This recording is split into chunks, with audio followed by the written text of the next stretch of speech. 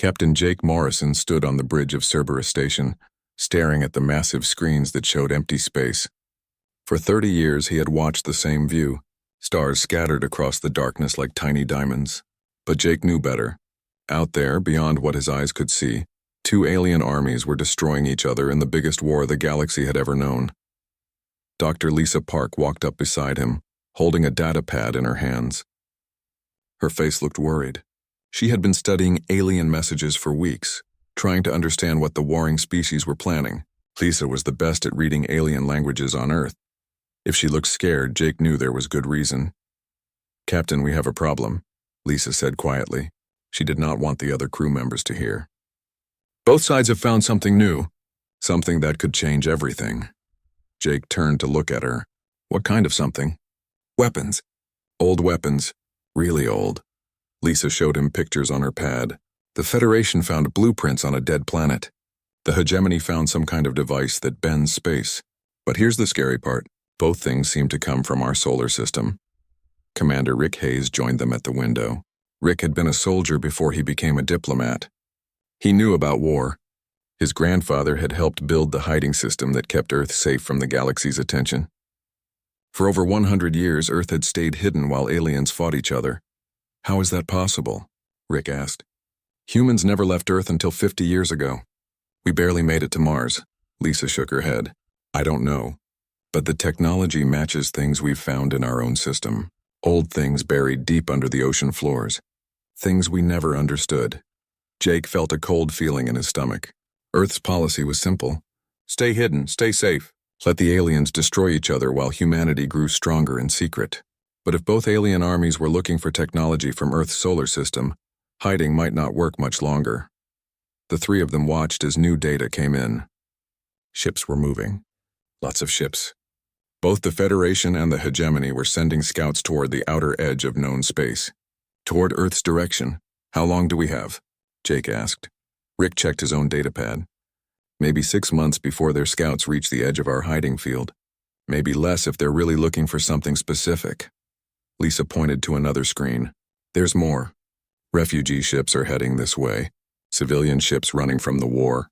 They're not military, but if they find us, they might tell others." Jake made a hard choice. "Contact Earth Command. Tell them we need to prepare for visitors, whether we want them or not." The next few days were busy on Cerberus Station. Jake's team worked around the clock to strengthen their monitoring systems. They needed to know exactly when alien ships entered their space. Dr. Park spent her time studying everything humans had ever found about the old technology buried on Earth. Commander Hayes began planning defense strategies. Even though Earth had never fought a real space war. The first refugee ship appeared on their sensors 3 days later. It was small and damaged. Jake could see burn marks on its hull through their telescopes. The ship was limping toward their solar system like a wounded animal looking for a safe place to hide. "What do we do?" Rick asked. "If we help them, they'll know we're here. If we don't help them, they might die." Jake looked at the ship on his screen. Inside were probably families, children. People who just wanted to survive the war that was tearing their galaxy apart. But saving them might doom Earth to the same fate. "We watch," Jake decided. "If the ship makes it to the outer planets, we'll help quietly. But we don't reveal ourselves unless we have to." The refugee ship struggled for 2 more days. Its engines were failing. Jake watched families crowd the windows looking out at the stars. They were so close to safety, but they might not make it. Lisa found something else in her research. "Captain, I think I know why the alien armies are looking for our technology. The old devices we've found on Earth, they're not just weapons. They're keys. Keys to what? I'm not sure yet. But every piece of old technology we've discovered has the same basic design, like they were all made by the same people. People who knew things about space and time that we're just starting to understand." Rick joined their conversation. "The refugee ship is sending out a distress signal. They're asking for help from anyone who can hear them." Jake watched the small ship drift through space. Its engines had stopped completely. The people inside were probably scared and running out of air. He thought about his own family back on Earth. His wife and 2 kids who lived in a world where war was just something that happened to other people far away. "Bring them in," Jake said finally. "Carefully, but bring them in." The rescue took 6 hours. Jake's team used small, quiet ships to reach the refugees. They brought the alien families to a secret asteroid base at the edge of the solar system. The aliens were grateful but confused. They wanted to know who their rescuers were and where they came from. Dr. Park interviewed the refugees. They told stories of planets burning, cities destroyed, and millions of people fleeing their homes. Both the Federation and the hegemony claimed they were fighting for peace, but the war just kept getting bigger and more violent. They mentioned something else, Lisa told Jake later. Both alien armies have started asking questions about a hidden system, a place where old technology might be waiting. They're offering huge rewards for information. Jake realized their time was running out. Earth had stayed safe by staying hidden, but the galaxy was changing. The war was spreading, and now both sides were actively looking for the very place where humanity lived. He sent a message to Earth Command that would change everything. Earth needed to prepare for war, whether they wanted one or not. The choice was no longer about staying hidden. The choice was about staying alive. Outside his window, the stars looked the same as always. But Jake knew that somewhere out there, alien fleets were coming. Earth's long peace was about to end. Dr. Kevin Chen stood in the underwater research lab, 2 miles beneath the Pacific Ocean. The ancient structure around him was not built by humans. That much was clear. The walls curved in ways that hurt to look at, and the metal was harder than anything humans could make. But the strangest part was how familiar it felt. Kevin had been studying these ruins for 10 years. Every time he thought he understood them, he found something new that changed everything. Today was different. Today he had found the room that would explain why aliens were searching for Earth. Admiral Susan Blake arrived at the underwater lab in a small submarine. She was the head of Earth's Defense Council, the secret group that protected humanity from the galaxy's attention. Susan had gray hair and tired eyes. She had spent 40 years keeping Earth safe, and now she was learning that safety might have been an illusion. "Show me what you found," Susan said as she walked into the main research area. Kevin led her to a circular room filled with strange symbols. In the center was a device that looked like a chair made of crystal and metal. When Kevin touched it, the symbols on the walls began to glow with soft blue light. "We call them the architects," Kevin explained. "They built all of this millions of years ago, but they're all dead now. They knew they were going to die, so they hid their most important technology across the galaxy." Susan looked around the room. "What does this have to do with us?" "Everything." Kevin sat in the crystal chair. Immediately, images appeared in the air around them. Pictures of space, planets, and strange-looking beings with long limbs and large eyes. The architects didn't just hide their technology. They hid their children. The images showed Earth as it was millions of years ago. Different continents, different oceans, but the same blue planet. Then came ships from space carrying containers full of something precious. "Us," Kevin said quietly. "Humans, we're not from Earth originally. The architects brought our ancestors here and changed us so we could survive. They made us into living keys for their technology." Susan felt sick. "You're saying humans are aliens?" "We're their genetic legacy. The architects built their technology to only work with specific DNA patterns they put into the human race before they died." Kevin showed her a display of human genetic code. Parts of it glowed the same blue as the symbols on the walls. "That's why the Federation and hegemony want Earth. They need humans to unlock architect weapons." Dr. Tony Martinez walked into the room carrying an armload of equipment. Tony was Susan's chief science officer, a young man who understood technology better than anyone else on Earth. He had been working with Kevin to unlock the secrets of human DNA. "Admiral, we've got bigger problems," Tony said. He set up a machine that looked like a medical scanner. "I've been testing Kevin's theory. Humans can do more than just activate architect technology. We can improve it." Tony showed them a simple architect device, something like a computer tablet. When a human touched it, the device became faster and more powerful. When aliens touched it, nothing happened. "The architects designed their technology to evolve," Tony explained. "But it needs human creativity to change and grow. That's why we're special. We're not just keys. We're the upgrade system." Susan realized what this meant. Both alien armies want to capture humans and use us as living tools. "It gets worse," Kevin said. He showed them more images from the crystal chair. "The architects scattered their technology across hundreds of planets. But they put the most dangerous stuff here in our solar system. Earth isn't just hiding from the Galactic War. Earth is the prize they're really fighting for." Commander Kate Sullivan entered the underwater lab wearing a diving suit. Kate was in charge of finding humans who had been living among aliens without knowing their true nature. Her team had been searching the galaxy in secret for months. "We found them," Kate announced. "Hundreds of human descendants living on alien worlds. Most don't even know they're different. The aliens have been using them as slaves and servants, not realizing what they really are." Susan felt angry. Humans scattered across the galaxy, being used by aliens who didn't understand their true value. "Can we get them back?" "Some of them. My team has been quietly extracting families and bringing them home. But the aliens are starting to notice. They're asking questions about why their primitive servants can operate certain types of ancient technology." Tony pulled up star charts on his equipment. "Admiral, we're running out of time. Both the Federation and Hegemony have figured out that humans are the key. They're mobilizing entire fleets to search for our homeworld." Kevin stood up from the crystal chair. "There's something else. The architect technology isn't just weapons. They built a network that connects every piece of their technology across the galaxy. If someone activates the central control system, they could control everything at once." "Where is the central control system?" Susan asked, though she already suspected the answer. "Here, somewhere on Earth. The architects wouldn't have hidden their most important creation anywhere else." Susan looked around the ancient room. Humanity had thought they were alone in the universe. Then they had thought they were hiding from aliens who were too busy fighting each other to notice Earth.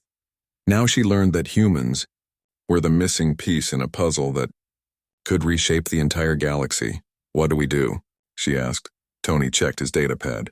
"We have maybe 3 months before the first alien scout ships reach our outer defenses. We need to find and activate the central control system before they get here." Kate nodded. "My extraction teams can bring back more human descendants. If we're going to fight, we need every person we can get." Kevin looked at the glowing symbols around them. "The architects left us more than just technology. They left us instructions. We just need to learn how to read them." Susan made her decision. "Do it. Find the control system. Bring our people home, and prepare for war." She paused, looking at the ancient alien writing on the walls. "Our ancestors were placed here to be guardians of something incredibly powerful. It's time we started acting like it." As they left the underwater ruins, Susan realized that Earth's isolation was ending. But maybe that was always meant to happen. Maybe the architects had known that someday. Their human children would need to step forward and take their place among the stars. The question was whether humanity was ready for that responsibility, and whether they could learn to use their inheritance before it destroyed them all. The Federation cruiser crashed into Mars like a burning meteor. Captain Greg Thompson watched from his rescue ship as the alien vessel carved a deep trench across the red planet's surface, before finally stopping in a cloud of dust and debris. The ship was badly damaged with hull breaches and dead engines. But worse than the damage was what the crash meant for Earth. "They're still alive in there," reported Lieutenant Danny Foster, Greg's sensor operator. "Maybe 30 survivors, but their distress beacon is broadcasting on all frequencies." Greg felt his stomach drop. For over 100 years, Earth had stayed hidden behind a network of devices that made their solar system invisible to alien sensors. Now a Federation ship had crashed right in their backyard, and its emergency signal was telling the entire galaxy exactly where it was. "How long before someone comes looking for them?" Greg asked. 2 days, maybe 3, Danny answered. "Both Federation and Hegemony fleets are close enough to respond." Dr. Amy Foster, Greg's medical officer and Danny's sister, prepared her equipment for alien rescue operations. Amy had studied alien biology in secret, learning how to treat species that Earth had never officially met. Now she would get to use that knowledge under the worst possible circumstances. "We have to help them," Amy said. "Whatever this means for Earth, we can't just let them die." Greg contacted Earth Command for orders. Admiral Blake's response was immediate and clear. "Save the aliens if possible, but prepare for the consequences." Earth's hiding time was over. The rescue mission took 18 hours. Greg's team used cutting tools to break into the damaged Federation ship. Inside, they found aliens that looked like tall, thin humans with blue skin and large eyes. The creatures were hurt and scared, but they were grateful for help. Amy worked to save the alien crew while Greg tried to destroy their ship's computer systems. If Earth was lucky, they could make it look like the cruiser had been destroyed completely, with no survivors to tell anyone what they had found. But luck was not on Earth's side. 3 days after the rescue, long-range sensors detected incoming ships. Lots of ships. Captain Kate Patterson, commanding the monitoring station at Jupiter, sent the warning to Earth. Federation and Hegemony fleets were racing toward the solar system. 12 Federation cruisers coming from the galactic north, Kate reported. 8 Hegemony battleships from the east. They'll be here in 6 hours. Admiral Blake activated Earth's defense plan. For decades, humans had been building weapons in secret, preparing for the day when hiding would no longer protect them. Now that day had arrived. Captain Ben Clark took command of humanity's first real battle fleet. His ships looked different from anything else in the galaxy. They were sleek and fast, built with architect technology that humans had learned to understand and improve. The flagship was called Phoenix, and it carried weapons that could tear apart mountains. The first battle happened near Jupiter. Kate's monitoring station was hidden inside one of the planet's moons, but the incoming alien fleets were sweeping the area with powerful sensors. They knew something was here. They just had to find it. Ben positioned his ships carefully. Earth's strategy was simple.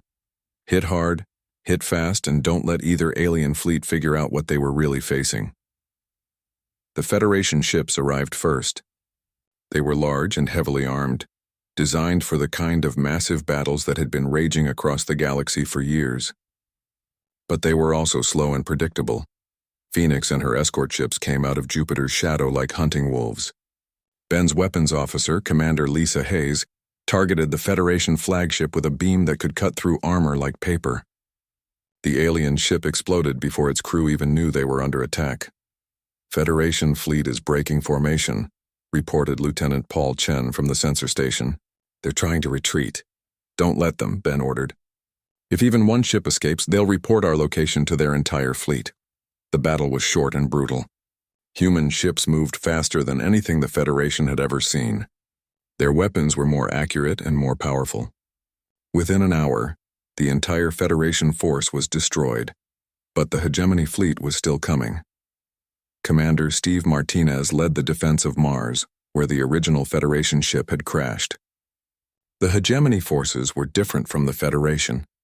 Their ships were smaller but more aggressive, and they fought with a vicious intensity that impressed even human military observers. They're not trying to capture anything, Steve reported to Admiral Blake. They're here to destroy whatever the Federation was looking for. The Hegemony attack began with long-range missiles that could track targets across millions of miles. Steve's ships had to dodge and weave through a storm of explosives while trying to get close enough to fight back. Dr. Linda Ross, Earth's new diplomat, tried to contact both alien fleets during the battle.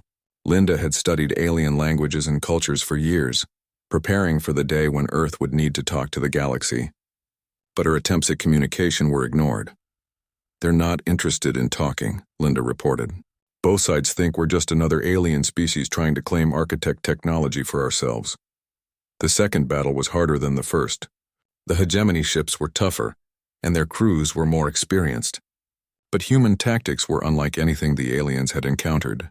Instead of fighting in predictable formations, Earth ships attacked from multiple directions at once, using Jupiter's gravity to slingshot around the planet at impossible speeds. Captain Sarah Williams, commanding the destroyer Eagle, led a daring attack that destroyed 3 Hegemony ships with a single torpedo run. Her ship dove through Jupiter's upper atmosphere, using the planet's storms to hide from enemy sensors before emerging directly behind the alien formation. When the shooting stopped, both alien fleets were gone. But Earth's problems were just beginning. Within hours, quantum communication devices across the galaxy were buzzing with news. A new species had appeared in the war zone, a species with advanced technology and aggressive tactics. Both the Federation and Hegemony began mobilizing their main fleets, preparing for what they thought would be an easy conquest of another alien world. Admiral Blake called an emergency meeting with all of Earth's leaders. The secret was out. Humanity could no longer hide from the Galactic War, but they had also proven something important. They could fight and win. Both sides will be back, Blake warned the assembled commanders and scientists. This time with everything they have. We need to be ready. Dr. Tony Martinez had been working around the clock to unlock more architect technology. We've found weapon systems buried under every continent, he reported. defensive shields that can protect entire cities, manufacturing systems that can build ships faster than anything in the galaxy.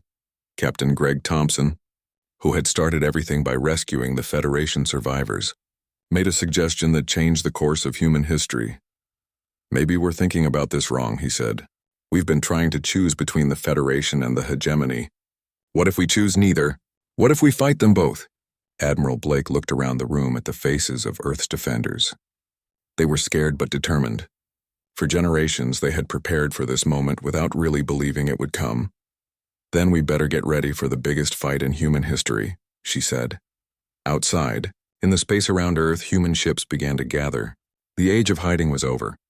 The age of fighting had begun. Admiral Blake stood before the United Earth Defense Council and said the words that would change the galaxy forever. "We are declaring war on both the Federation and the hegemony." The room erupted in arguments. Some council members thought humanity should try to join one side or the other. Others wanted to return to hiding and hoped the aliens would leave Earth alone. But Blake had made her decision based on intelligence reports that painted a clear picture. "Both alien governments see humans as tools to be used," she explained. "The Federation wants to capture us and force us to operate architect technology for their benefit.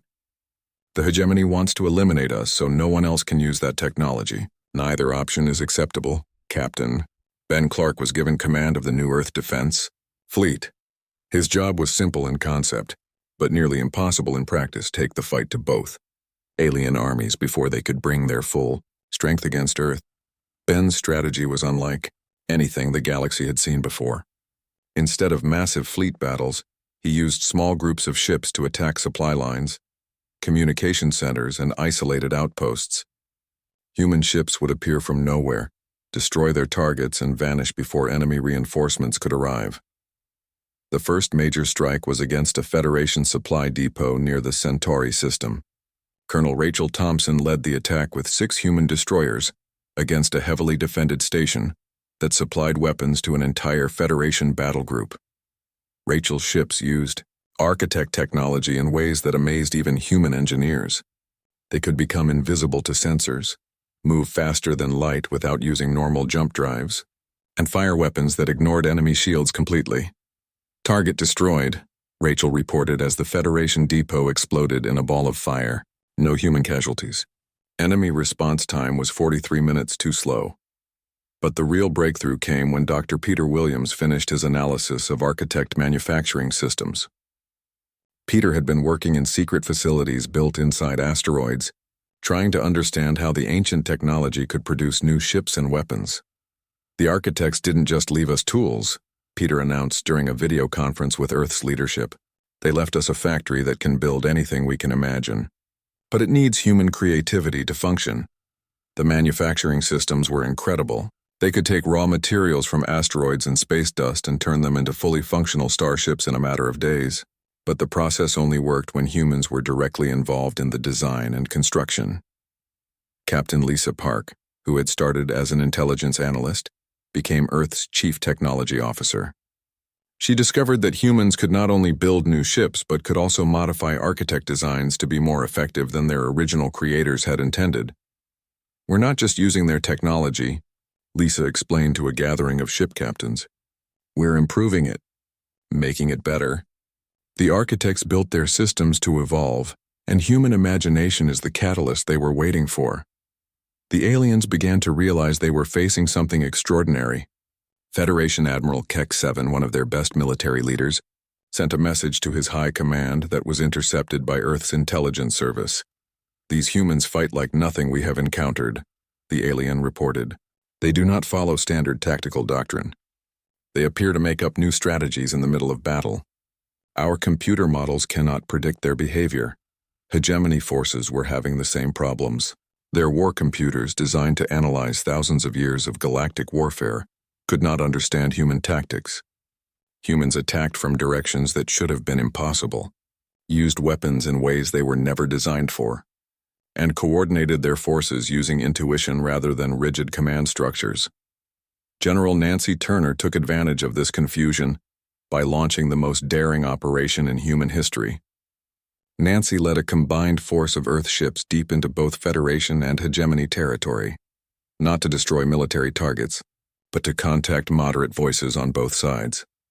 There are aliens who are tired of this war, Nancy explained to her officers before the mission began.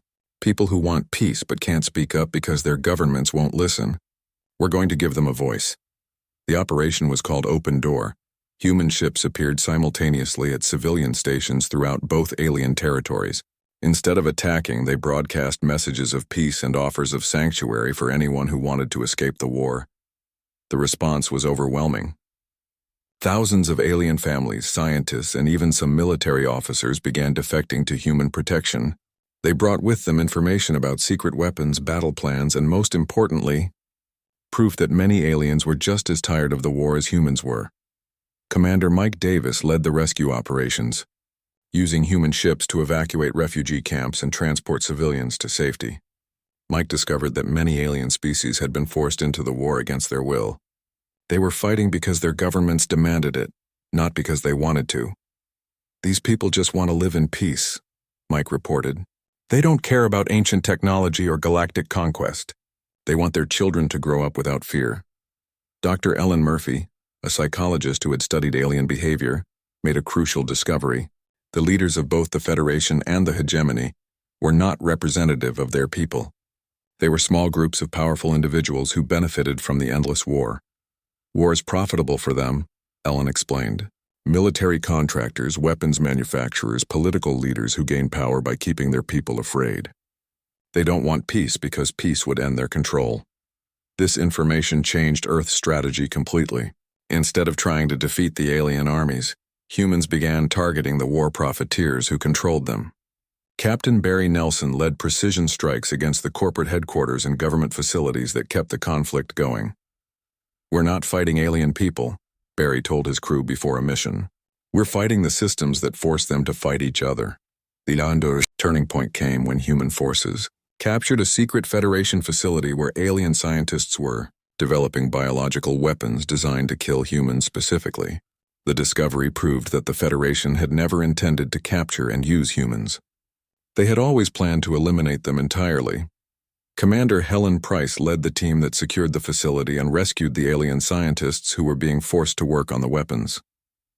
Many of these scientists immediately offered to join Earth's cause when they learned that humans were fighting to end the war, not to win it for themselves. We never wanted to build these weapons, explained Dr. Zal9, a Federation scientist who became one of Earth's most valuable allies. But our government said humans were a threat to galactic peace. Now we see that humans are the only hope for galactic peace. As human operations expanded, both the Federation and hegemony began to lose control of their own forces. Military units started surrendering to humans instead of fighting them. Entire star systems declared independence from both governments. The alien populations that had been forced to fight for generations began to see humans as liberators, rather than conquerors. Admiral Blake received daily reports of alien worlds asking for human protection. The war that had raged for decades was not ending through conquest, but through the collapse of the systems that had started it. We've done something the aliens thought was impossible, Blake told the Earth Defense Council. We've given them hope that the war can actually end. But the leaders of both alien governments were not ready to give up their power. Intelligence reports indicated that both sides were preparing their ultimate weapons for a final assault on Earth. The real test of human resolve was still to come. The galaxy was changing, but the war was not over yet. The final battle did not happen the way anyone expected. Instead of massive fleets destroying each other in space, it began with a simple message broadcast across the entire galaxy. Captain Chris Davis stood on the bridge of the new human flagship Harmony, surrounded by representatives from dozens of alien species who had joined Earth's cause. The ship itself was a symbol of what humans could accomplish when they worked with others instead of against them. Built using architect technology but designed by a team that included Federation scientists, hegemony engineers, and human innovators, it was more advanced than anything either alien government possessed. "This is Captain Davis of the Cooperative Union," Chris announced to the galaxy. "We are broadcasting from a location that both the Federation and hegemony consider to be their territory. But it belongs to neither of them anymore. It belongs to the people who live here, and they have chosen peace." The location was Nexus Station, a massive trading post that had been controlled by the Federation for over 50 years.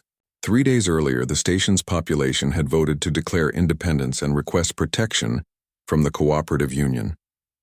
Human ships had arrived not to conquer the station, but to defend its right to self-determination.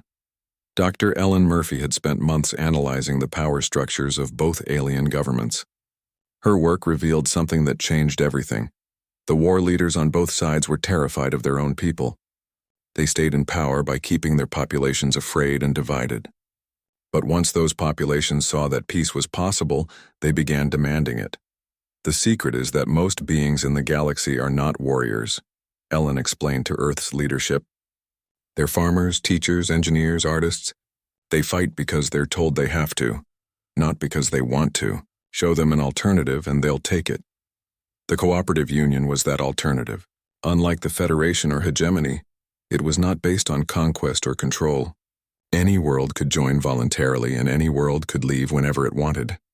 The only requirement was a commitment to peaceful resolution of conflicts and mutual cooperation. Commander Sarah Kelly led the effort to integrate alien refugees into the Union's growing fleet.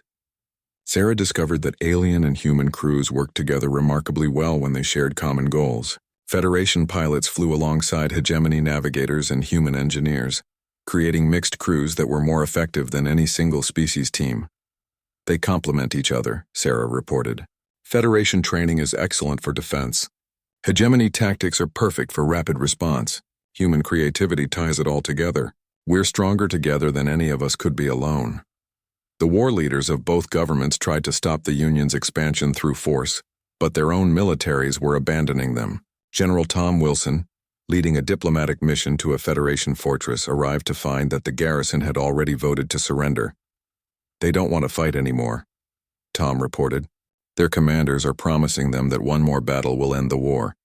But the soldiers have heard that promise for decades. They don't believe it anymore. Dr. Kevin Chen made the discovery that ended the war once and for all. Working in the ancient architect ruins on Earth, Kevin found the central control system that connected all architect technology across the galaxy. But instead of using it as a weapon, he used it as a communication device. Every piece of architect technology has a communication function built in, Kevin explained. The ancients designed their network to share information instantly across unlimited distances. We can use it to broadcast directly to every world in the galaxy simultaneously. The broadcast was simple but powerful. Dr. Linda Ross, now serving as the Union's chief diplomat, spoke directly to the people of the galaxy in their own languages. She explained that the war could end immediately if people simply refused to fight. She offered sanctuary to anyone who wanted to escape the conflict, and protection to any world that chose to declare independence. You have the power to end this war, Linda told billions of listeners. You always have. The only thing stopping you is fear of what your leaders might do. But your leaders cannot fight a war without soldiers. They cannot rule without people willing to be ruled. The response was immediate and overwhelming. Across the galaxy, alien populations began declaring independence from both the Federation and the hegemony. Military units laid down their weapons and requested evacuation to Union territory. Entire star systems voted to leave both governments and join the Cooperative Union. Captain Barry Nelson found himself accepting the surrender of Federation Fleet Admiral Kexa 7, the same alien who had once called humans unpredictable and dangerous. Your species has done the impossible, the alien admiral told Barry. You have convinced 2 galaxies worth of enemies to become friends. I do not understand how, but I want to learn. Barry smiled. It's simple. We treated everyone like they were already our friends, and eventually they became our friends. The leaders of both governments tried one last desperate attack on Earth itself. They gathered the remains of their loyal forces for a final assault on humanity's homeworld, but the attack never came. The fleet commanders, seeing Union ships crewed by their own former soldiers fighting alongside humans, refused to carry out the order. Commander Helen Price was in charge of Earth's defense when the enemy fleets arrived. She prepared for the biggest battle in human history, only to receive surrender messages before a single shot was fired. This is Fleet Commander Yex 3 of the Hegemony 4th Fleet, came the first message. We request permission to join the Cooperative Union. Our crews have voted. We will not fire on those who offer us peace. Within hours, both governments collapsed completely. The Federation and hegemony leadership found themselves rulers of empty thrones, commanding armies that no longer existed. Some fled to hidden colonies. Others requested asylum from the very union they had tried to destroy. President Maria Santos became Earth's first ambassador to the new Galactic Cooperative Union. The union's capital was not on Earth, but on Nexus Station, the same trading post where Chris Davis had made his historic broadcast. Earth remained an independent world that chose to cooperate with others rather than rule them.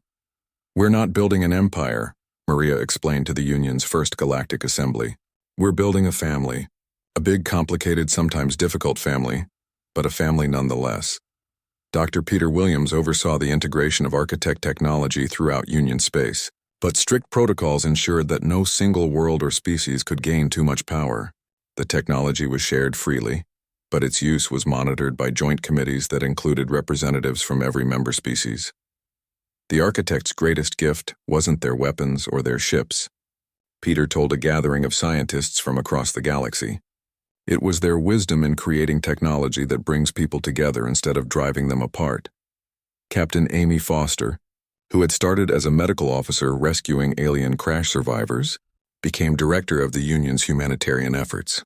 Her job was to help heal the damage caused by decades of war, and to ensure that the mistakes of the past were not repeated. "War leaves scars on more than just planets," Amy observed. "It scars people's ability to trust each other. But we've proven that those scars can heal. It just takes time and patience and the willingness to see former enemies as future friends." The galaxy was finally at peace, but it was not a perfect peace.